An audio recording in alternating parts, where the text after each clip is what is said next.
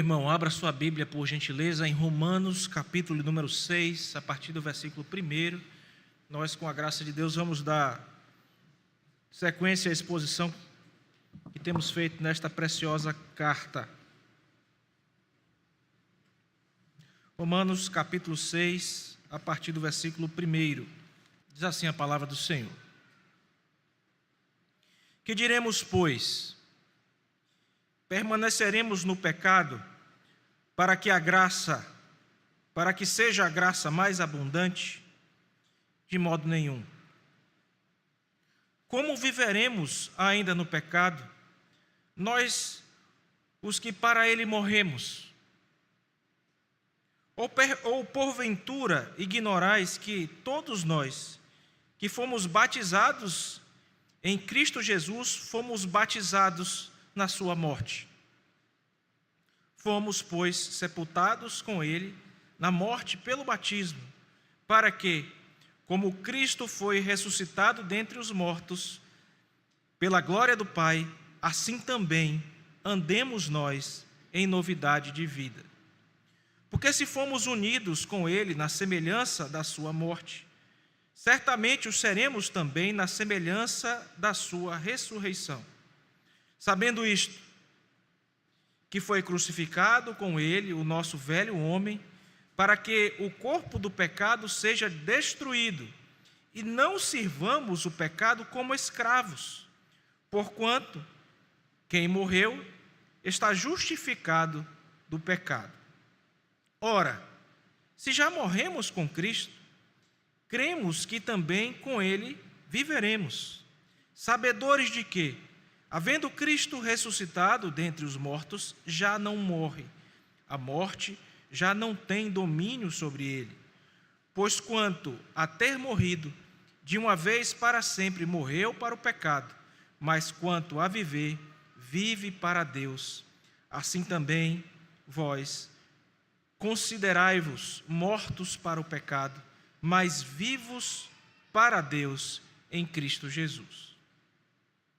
Não reine, portanto, o pecado em vosso corpo mortal, de maneira que obedeçais às suas paixões.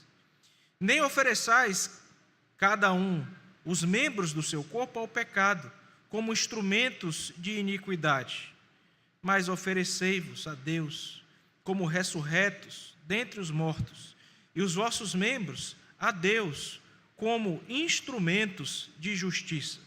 Porque o pecado não terá domínio sobre vós, pois não estáis debaixo da lei, e sim da graça. Amém. Vamos pedir o auxílio do Senhor nesta hora, irmãos, orando mais uma vez. Oremos. Bendito Deus, a tua palavra acabou de ser lida. E tu sabes, ó Deus, o quanto nós precisamos, necessitamos, carecemos de ouvir a tua voz, de aprender, ó Deus, aquilo que o Senhor separou como instrução preciosa para as nossas vidas nesta ocasião. Portanto, ó Deus, nós queremos nesta hora, neste culto público, endereçar ao Senhor mais um pedido. Que o Senhor, ó Deus, mercê a ação do Teu Espírito Santo, abra as nossas mentes e corações, fazendo-nos compreender a Tua palavra. E que compreendendo-a, ó Deus, nós venhamos a guardá-la no nosso coração. E que guardando-a, ó Deus, venhamos a praticá-la para o nosso crescimento e especialmente para a glória do Teu santo nome. Toma cada um de nós nesta hora, Senhor. Não deixa, ó Deus, que os nossos pensamentos escapem para as coisas que estão lá fora, para as nossas atividades, demandas da semana que vem. Não, ó Deus, toma a nossa mente cativa nesta hora. Abençoa a todos nós, do mais novo ao mais velho, desta forma, ó Deus, é o nosso pedido, que fazemos no nome santo e precioso do nosso Senhor e Salvador Jesus Cristo. Amém. Meu irmão, se tem algo terrível, é você se sentir preso. Eu, particularmente, tenho muita dificuldade com isso. Ambientes muito apertados, ou quando eu sento num canto, em algum local que eu fico muito próximo da parede e fico ali me sentindo enclausurado, preso, eu começo a me sentir mal.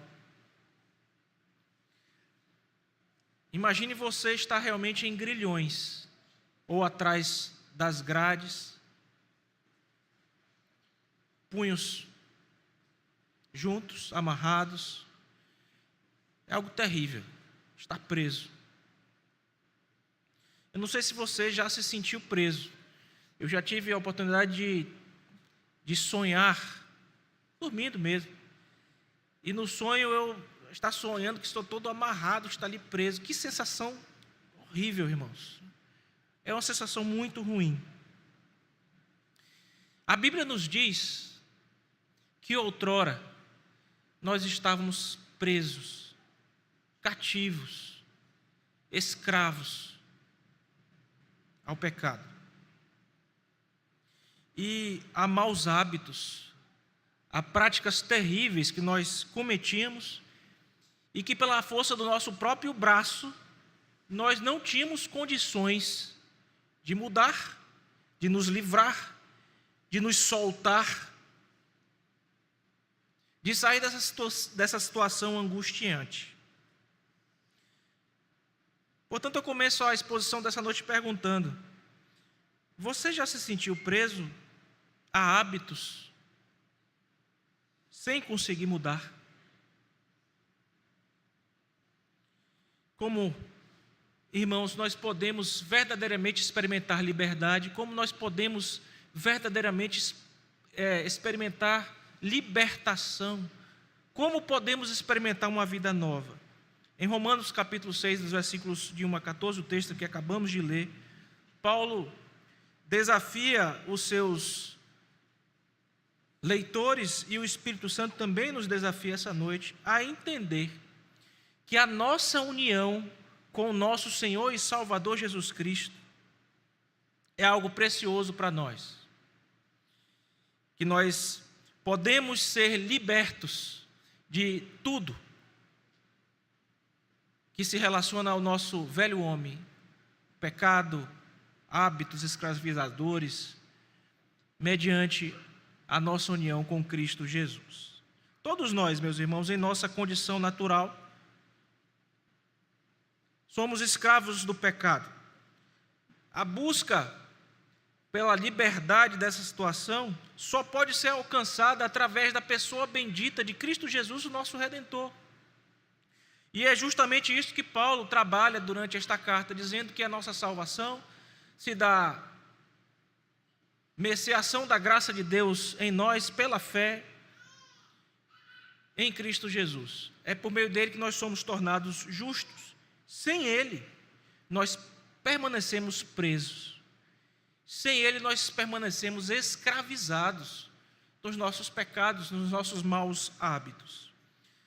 Irmãos, quando Paulo escreve esta carta aos Romanos, e nós já estamos familiarizados tanto com o contexto redentivo, assim como também o contexto da carta, ou seja, a posição desta carta dentro da própria Bíblia, e o que estava acontecendo quando essa carta foi escrita pelo apóstolo Paulo, a preocupação do autor é expressar a profundidade, a grandeza da salvação que nós encontramos na pessoa bendita de Cristo Jesus.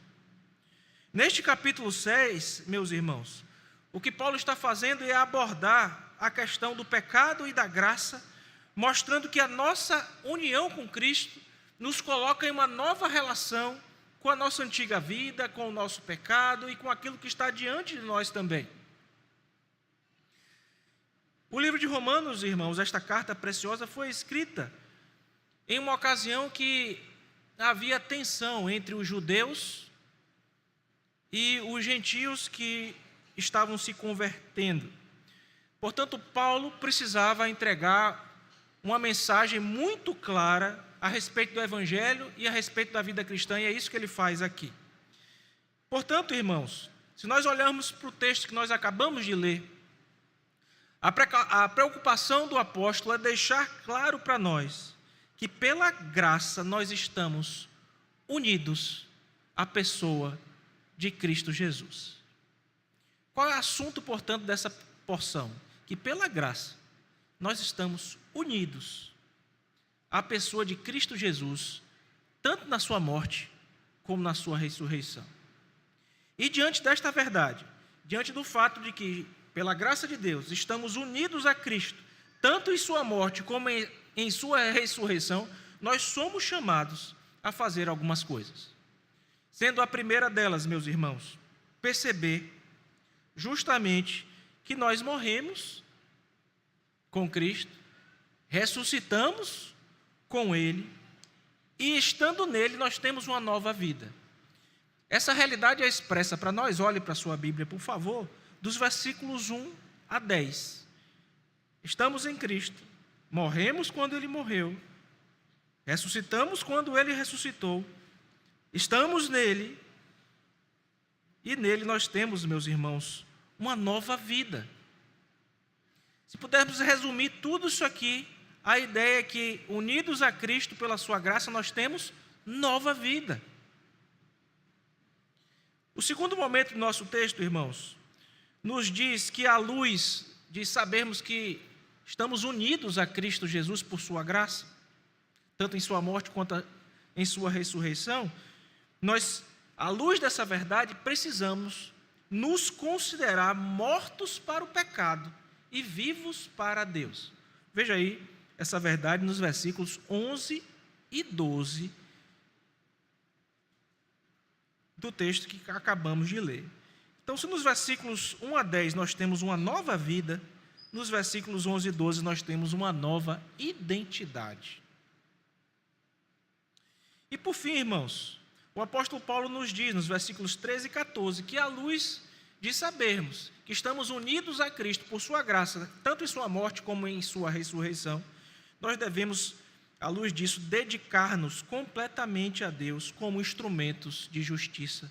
Versículos 13 e 14. A nova vida em Cristo, versículos 1 a 10. A nova identidade em Cristo, versículos 11 e 12. E a nova dedicação a Deus, versículos 13 e 14. Nós pretendemos lidar assim com o nosso texto, irmãos, e faremos isso com a primeira parte agora. Pela graça, estamos unidos com Cristo em sua morte e ressurreição. Nele temos nova vida, versículo 1 ao versículo 10. Nós vamos ler esse texto novamente, irmãos. Perceba que estamos em Cristo, morremos e ressuscitamos juntamente com Ele, e nele temos, portanto, nova vida, ressuscitado que somos. Veja aí, por favor, versículo 1 a 10. Vou ler novamente, e essa porção diz assim: Que diremos, pois? Permaneceremos no pecado para que a graça seja mais abundante? De modo nenhum. Como viveremos ainda no pecado, nós que para ele morremos? Ou porventura ignorais que todos nós que fomos batizados em Cristo Jesus, fomos batizados na sua morte? Fomos, pois, sepultados com ele na morte pelo batismo, para que, como Cristo foi ressuscitado dentre os mortos pela glória do Pai, assim também andemos nós em novidade de vida. Porque, se fomos unidos com Ele na semelhança da sua morte, certamente o seremos também na semelhança da sua ressurreição. Sabendo isto, que foi crucificado com Ele, o nosso velho homem, para que o corpo do pecado seja destruído, e não sirvamos o pecado como escravos, porquanto quem morreu está justificado do pecado. Ora, se já morremos com Cristo, cremos que também com Ele viveremos, sabedores de que, havendo Cristo ressuscitado dentre os mortos, já não morre, a morte já não tem domínio sobre ele, pois quanto a ter morrido, de uma vez para sempre morreu para o pecado, mas quanto a viver, vive para Deus. No domingo passado, com a graça de Deus, vimos os últimos versículos do capítulo 5. E lá nós falávamos, dentre outras coisas, irmãos, que nós temos um novo cabeça federal, um novo cabeça federativo em Cristo. Estávamos mortos em Adão e debaixo do seu pecado, debaixo da queda, e pela fé, nós agora estamos em Cristo Jesus, o nosso novo cabeça federativo, aquele que nos representa. Cristo, irmãos, foi então apresentado como aquele que nos salvou por sua graça. Olhe, por favor, aí o último versículo do capítulo 5, onde você verá que nós estamos, portanto, sobre o reinado da graça. Esta graça que é apresentada aqui neste versículo. Veja aí, por favor, versículo 21. A fim de que, como o pecado reinou pela morte, assim também reinasse a graça pela justiça para a vida eterna, mediante Jesus Cristo, nosso Senhor. Ora, irmãos, quando você leva isso em consideração, agora ao se aproximar do primeiro versículo do capítulo 6, você entende por que o apóstolo Paulo está dizendo aqui: que diremos, pois? Permaneceremos no pecado para que a graça seja mais abundante? Ou seja, se nós estamos agora no reinado da graça, esta graça que, irmãos, reina, a graça pela justiça, a graça para a vida eterna, nós vamos então agora começar a pecar e nos entregar ao pecado para que a graça seja mais abundante sobre nós? Essa é a pergunta que inicia o nosso texto, feita aqui pelo apóstolo Paulo. Permaneceremos no pecado para que a graça seja mais abundante? E a resposta de Paulo é: não, de jeito nenhum. Nós não vamos nos entregar uma vida de pecado para usar isso como argumento, para usar a argumentação, melhor dizendo, que fazemos isso para que a graça seja mais abundante sobre nós. Ele dá um não enfático, meus irmãos, de jeito nenhum. Não fazemos isso. Por que nós não fazemos isso? Porque nós devemos nos considerar como mortos para o pecado. Essa é a chave. Os versículos 3 e 4, irmãos, vão então ajudar no entendimento dessa construção do argumento do apóstolo. Veja aí, por favor. Ou porventura vocês ignoram que todos nós fomos batizados em Cristo, fomos batizados na sua morte. Nós fomos, pois, sepultados com ele na morte pelo batismo, para que, como Cristo foi ressuscitado dentre os mortos pela glória do Pai, assim também andemos nós em novidade de vida. Paulo está, portanto, aqui, irmãos, nos dando uma informação muito preciosa. Ele está dizendo que nós fomos batizados na morte do nosso Senhor e Salvador Jesus Cristo, e que, com isso, nós fomos sepultados juntamente com Ele, e, consequentemente, quando Ele ressuscitou, nós também ressuscitamos juntamente com Ele, e o fazemos para uma nova vida. Morremos para um antigo estado, e agora fomos ressuscitados para um novo estado. Fomos ressuscitados para uma novidade de vida. Versículos 5 a 7 vão elucidar isso. Porque se fomos unidos com Ele na semelhança da sua morte, certamente o seremos também na semelhança da sua ressurreição. Sabendo isto, que foi crucificado com Ele o nosso velho homem, para que o corpo do pecado seja destruído, e não sirvamos o pecado como escravos, porquanto quem morreu está justificado do pecado. Por quê, irmãos? Porque o salário do pecado é a... Se morreu, foi então justificado do pecado. E nós morremos com Ele. E se morremos com Ele, quando Ele ressuscitou, igualmente ressuscitamos juntamente com Ele.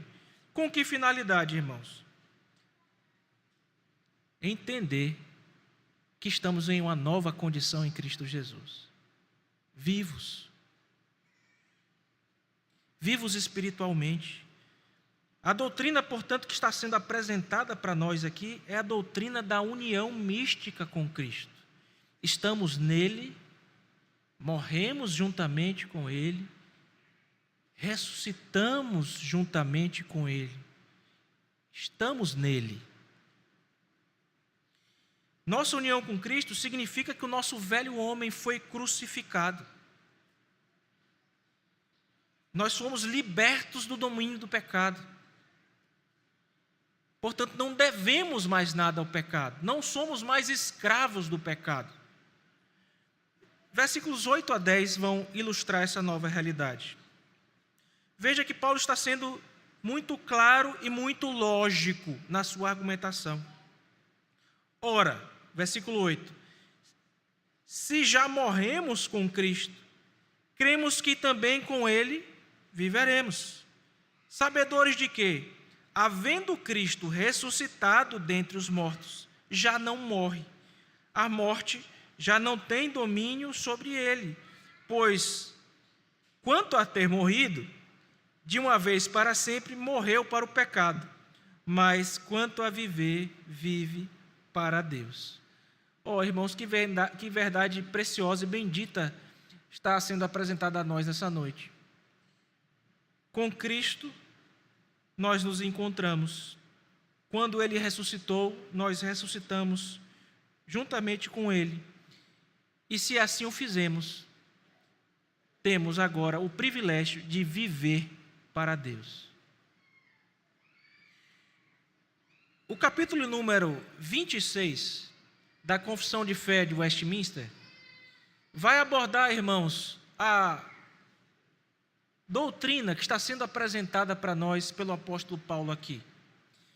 Este capítulo 26 do nosso padrão subordinado de fé fala sobre a comunhão dos santos. E muito particularmente, na sua primeira sessão, nós lemos o seguinte. Preste bastante atenção na leitura que irei proceder. Todos os santos que, pelo Espírito de Deus e pela fé, estão unidos a Jesus Cristo, união mística.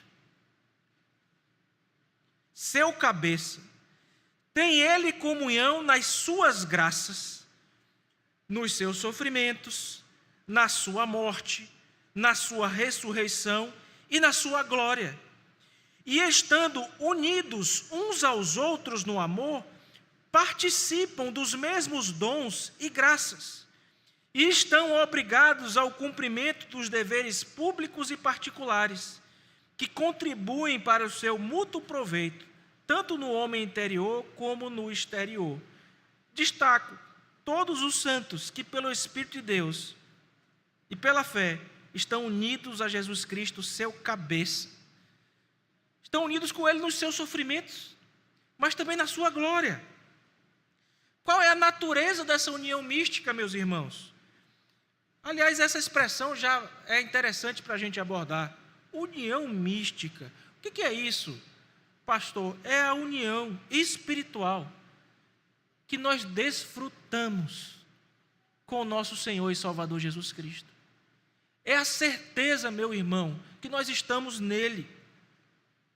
Esta união mística não é uma mera relação externa ou associativa apenas na linguagem, mas é uma união real, vital, como nós vimos, inclusive, ao abordar a nossa escola dominical hoje pela manhã.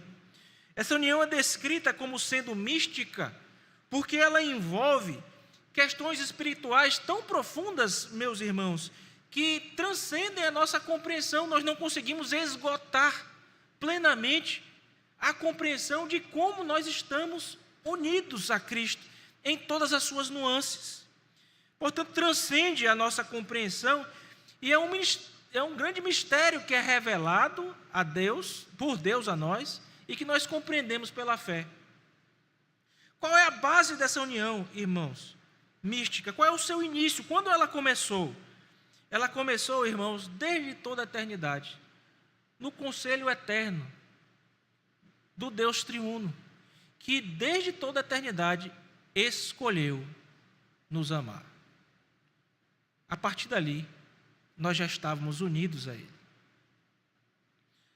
Os efeitos dessa união são, portanto, experimentados para nós na história, quando esta realidade que aconteceu na eternidade se manifesta no tempo, pela obra do Espírito Santo, e é aplicada em nós pela redenção comprada por Cristo Jesus a cada um de nós na cruz do Calvário. Somos, então, unidos a Ele. Aquilo que estava escrito para acontecer, acontece. E a união se manifesta na história. E os meios dessa união, irmãos, como é que ela se dá? Pela fé. Aliás, é isso que Paulo está dizendo, que nós somos tornados justos, tornados filhos de Deus, pela fé em Cristo Jesus. A fé é o instrumento pelo qual nós, crentes, somos unidos a Cristo e recebemos todos os benefícios da sua redenção. A fé, no entanto, não é uma obra meritória, é a ação da graça de Deus operando em nós. E a partir daí, irmãos, o que é que nós recebemos? Apenas benefícios, muitas bênçãos. Quais são as bênçãos de nós estarmos unidos a Cristo Jesus? Temos visto aqui Paulo enfatizando uma delas nesta carta. Somos justificados. Somos tornados justos porque estamos unidos a Cristo por fé. Somos adotados como filhos. Éramos inimigos e agora fomos colocados na família de Deus. Somos, meus irmãos, santificados pela união com Cristo. Porque estamos nele, somos santificados e somos transformados à sua imagem, paulatinamente sendo, portanto, trabalhados por Deus para nos aperfeiçoarmos. E por fim, irmãos, essa união com Cristo assegura a nossa perseverança. Assegura que vamos passar por tudo o que é necessário até que o nosso bendito Redentor volte para nos buscar, sem de forma alguma sairmos das suas poderosas mãos. Porque ele diz, as minhas ovelhas, eu os conheço, elas estão, eu chamo as minhas ovelhas pelo nome, elas me conhecem também, estão nas minhas mãos, e das minhas mãos ninguém pode tomar, arrebatar. Irmãos, que consciência bendita que nós temos então. A consciência de que estamos em Cristo Jesus. Aliás, existem comparações que a Bíblia dá que são muito claras a respeito disso que Paulo está falando nos versículos 1 a 10 do texto que nós lemos. Nós, irmãos, conhecemos bem o texto da vinha e dos ramos, Cristo apresentando-se como a videira verdadeira e nós os ramos que estamos nele. Nós conhecemos bem o texto que diz que somos um só corpo em Cristo Jesus, sendo Ele o cabeça do corpo. Nós conhecemos bem, meus irmãos, os textos na Bíblia que falam a respeito do noivo e da noiva, de Cristo e da sua igreja, unidos. Ora, irmãos, nós pela graça estamos unidos a Cristo em sua morte e em sua ressurreição, e nele nós temos nova vida, louvado seja o nome do Senhor. Eu queria contar para você uma ilustração que prova isso. Que prova que pela graça estamos unidos a Cristo em sua morte e ressurreição e que nele temos nova vida. Você está percebendo na primeira parte do nosso texto que você foi morto juntamente com ele, ressuscitado juntamente com ele, e agora está uma nova situação, está uma nova vida. Imagine uma pessoa que foi liberta depois que ela passou muitos e muitos anos presa. Recentemente eu vi um caso desse na internet. Em um destes sites de notícia, teve uma senhora que passou 42 anos presa nos Estados Unidos e que foi descoberta agora a sua inocência. Já pensou uma coisa dessa? Uma pessoa lá, 42 anos presa. Agora imagine uma pessoa que está muito tempo presa e recebe a liberdade. Assim que aquela figura, né, da pessoa saindo de um presídio, por exemplo, né, presa ali tanto tempo. Agora você imagine quando ela bota o pé fora do presídio. Deve ser uma sensação impagável, não é, irmãos? Eu estou livre. Agora eu posso ir e vir. Eu posso trabalhar, eu posso constituir uma família, eu posso. Deve estar pensando ali, eu posso fazer tantas coisas, não é verdade? E agora essa pessoa tem a chance de recomeçar, tem a chance de lidar de novo com as suas responsabilidades, livre das cadeias, das grades que estavam aprisionando. Assim também somos nós, meus irmãos, em Cristo Jesus. Entenda, em nome de Jesus Cristo, que na cruz você foi liberto da situação onde você se encontrava e liberto dos seus pecados. Que você não deve mais nada a Satanás nem ao inferno, você não é mais escravo do pecado. E que você em Cristo é chamado para viver uma vida nova, consciente disso. Ora, irmãos, claramente esse texto nos chama para duas aplicações. E a primeira delas é: tome posse disso que Cristo fez por você. Primeiro, conhecendo, como estamos fazendo aqui agora. Saiba que Cristo te libertou, que você está unido a Ele. E porque você está unido a Ele, você tem uma nova vida. E à luz disso, você precisa então lidar com a sua nova identidade, não é verdade? Lidar com quem você é agora. Se você tem uma nova vida, você deve deixar de lado aquelas coisas que faziam parte da sua antiga vida e que não agradam a Deus. Portanto, não nos cabe, irmãos, como crentes em Cristo Jesus, vivermos uma vida dissoluta, uma vida de pecado. Porque esta vida não condiz com a nossa nova realidade. E certamente o Espírito Santo nos constrange para que a gente vá, obviamente, deixando de lado tudo que desagrada a Deus e vivendo em novidade de vida. Vimos até aqui, irmãos, pela graça estamos unidos a Cristo em sua morte e ressurreição, nele temos uma nova vida. Percebemos que estamos agora vivos em Cristo Jesus, morremos com Ele, ressuscitamos com Ele, temos nova vida.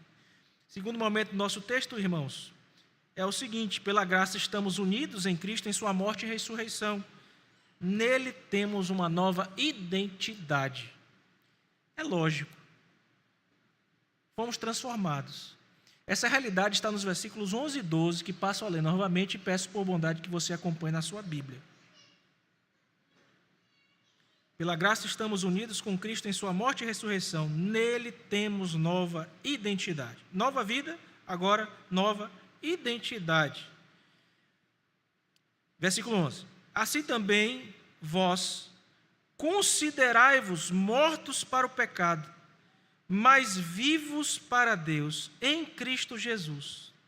Não reine, portanto, o pecado no vosso corpo mortal, de maneira que obedeçais às suas paixões. Qual é a sua nova identidade, meu irmão? Morto para o pecado e vivo para Deus. Esse texto, irmãos, esses dois versículos, na língua original grega, tem dois aqui imperativos. Esses imperativos eu menciono algumas vezes isso com vocês. Os imperativos na língua grega têm uma força muito grande na perícope, onde eles se encontram, e às vezes até costumam dominar aquela passagem, inclusive dominando também os verbos que estão mais próximos. E a ideia aqui é muito clara. Os dois verbos são: considerai-vos, e a gente deve se considerar o quê? Morto para o pecado. E diante disso, o que é que nós precisamos fazer? O verbo está no imperativo. Não reine, portanto, o pecado no vosso corpo mortal. É uma ordem que está sendo entregue a nós, irmãos. Vamos explicar esse texto. Primeiro, versículo 11, que diz: considerai-vos mortos, assim também, ou seja, diante do que vocês viram, que vocês têm uma nova vida, tenham também agora a dignidade de se considerar mortos para o pecado, mas vivos para Deus em Cristo Jesus. Então Paulo está chamando aqui os seus leitores, e o Espírito Santo a nós essa noite, a nos considerarmos mortos para o pecado e vivos para Deus. Você entende isso, meu irmão? O que é que isso significa? O pecado não tem mais poder sobre a sua vida para lhe condenar. Você está justificado por Deus. Você não deve mais nada para o pecado. Isso culmina no que ensina o versículo 12. Diante disso, não reine, veja o versículo 12, não reine, portanto, o pecado em vosso corpo, de maneira que lhe obedeçais às suas paixões. A ideia é impedir que o pecado reine na nossa prática, no nosso cotidiano, nas nossas vidas, meus irmãos. Nós vivemos em um tempo tão difícil, né? Alguém pela manhã comentou aqui a respeito da Olimpíada. Que show de horrores, né? Naquela abertura.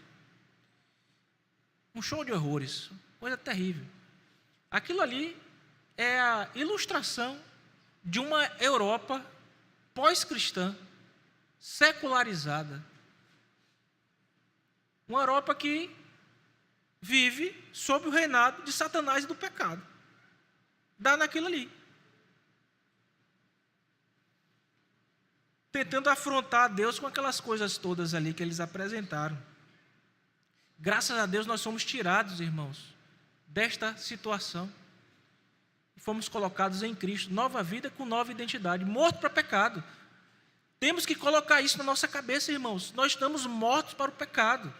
Aquele que pecava, não peque, mas se santifique. Veja, a salvação é operada em você gratuitamente pela fé em Cristo Jesus, e você é tornado justo. Você não está praticando nada para se salvar, mas agora que você é salvo, você faz o quê? Em amor àquele que te salvou, em gratidão, você se conforma à imagem de Cristo Jesus. Ciente de que o seu corpo deve estar, portanto, morto para o pecado e vivo para Deus. Deixa eu tentar ilustrar isso aqui para você. Ilustrar que pela graça estamos unidos a Cristo, nele nós temos uma nova identidade, ou seja, considere-se morto para o pecado e vivo para Deus. Eu fiquei pensando aqui em uma mudança transcultural. Conversava com alguns irmãos que vão mudar de um país para o outro para pregar o evangelho por lá. E a gente vai perguntando, como é que são as coisas? E são tantas mudanças, né?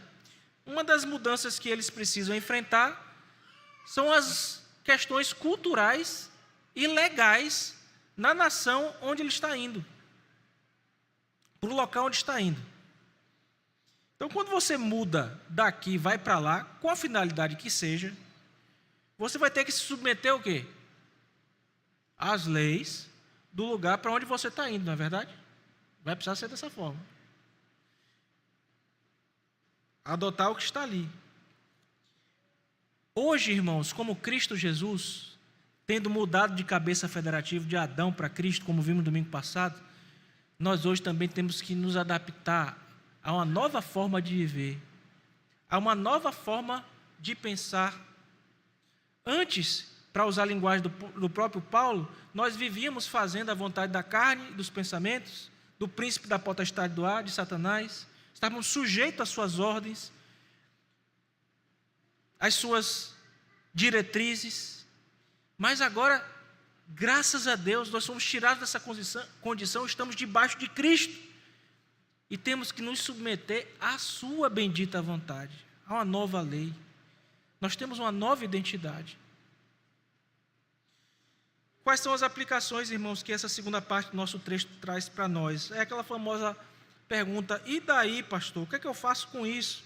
O que é que eu faço com essa noção? Pela graça estou unido a Cristo, em sua morte e ressurreição, e tenho uma nova identidade. Meu irmão, reconhecer a nossa morte para o pecado deve nos levar a uma busca, porque esta é nossa responsabilidade, é uma vida de santidade.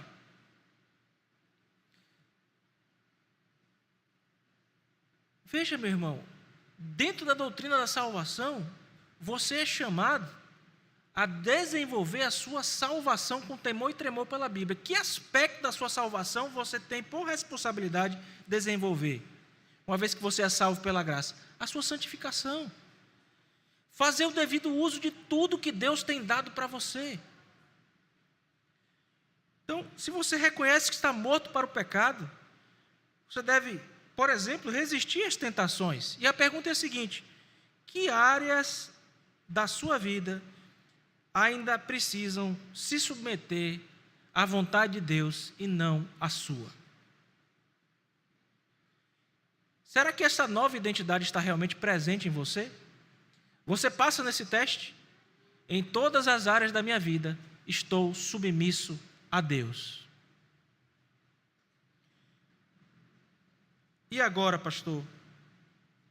Viva intencionalmente para Deus, meu irmão. Busque fazer a sua vontade em todas as suas decisões diárias, em todo o seu caminhar. Obviamente que isso você faz não é para ser salvo, você faz porque você já foi salvo.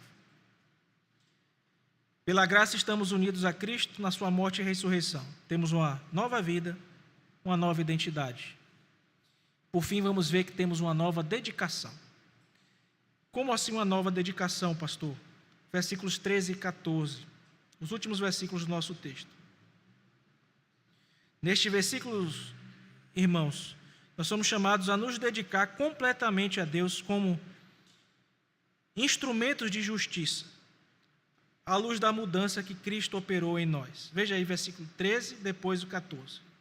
Dizem assim: nem ofereçais cada um os membros do seu corpo ao pecado como instrumentos de iniquidade, mas oferecei-vos. Mais uma vez, dois imperativos aqui: não se ofereça como uma coisa e se ofereça como outra. Tire uma coisa da sua vida e faça outra. Então, o que é que você não deve fazer? Nem ofereçais a cada um dos seus membros do seu corpo ao pecado como instrumentos de iniquidade, mas oferecei-vos a Deus como ressurretos dentre os mortos, e os vossos membros a Deus como instrumentos de justiça, porque o pecado já não terá domínio sobre vós, pois não estáis debaixo da lei, e sim da graça. O que é que Paulo está fazendo aqui, irmãos? De forma muito clara, ele está nos exortando a nós não nos entregarmos ao pecado, não oferecermos os nossos corpos ao pecado, porque quando nós procedemos desta forma, nós estamos sendo instrumentos da iniquidade.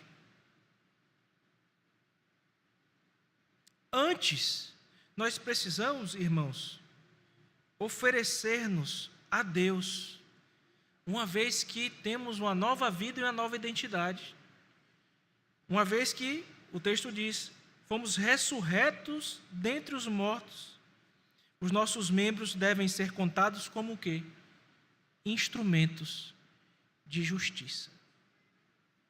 Uma vida santa na presença do Senhor. De forma muito simples, meus irmãos, Paulo está nos exortando a isso. O pecado não tem mais domínio sobre nós, nos diz o versículo 14, pois estamos debaixo de Jesus Cristo e de sua poderosa graça. E aí você entende melhor o versículo 21, que eu convido você a ler comigo. Nós lemos todos a uma só voz, versículo 21 do capítulo 5. Nós mencionamos esse versículo introdutoriamente no início dessa prédica e vamos ler agora todos a uma só voz. Leiamos, irmãos, capítulo 5, versículo 21. A fim de que, como o pecado reinou pela morte, assim também reinasse a graça pela justiça para a vida eterna, mediante Jesus Cristo. Amém. Instrumentos de justiça, estando debaixo da graça bendita do nosso Deus. Eu lembro de um cidadão conhecido que era músico. E ele tocava, irmãos, e tocava muito bem, só que ele tocava em um ambiente impróprio, músicas impróprias, e a graça de Deus o alcançou, e a partir de então ele conseguiu viver como músico e como servo de Deus, e parou de tocar músicas impróprias em ambientes impróprios e passou, com a sua instrumentalidade, com seus dons, a exaltar a Cristo que o salvou. Deixou de usar sua vida, seus dons, seu corpo, como instrumento de iniquidade e passou a usar a sua vida, seus dons, seus talentos como instrumentos da justiça de Deus. É a mudança que Cristo faz em nós. Que aplicações temos nesse último momento do nosso texto, irmão?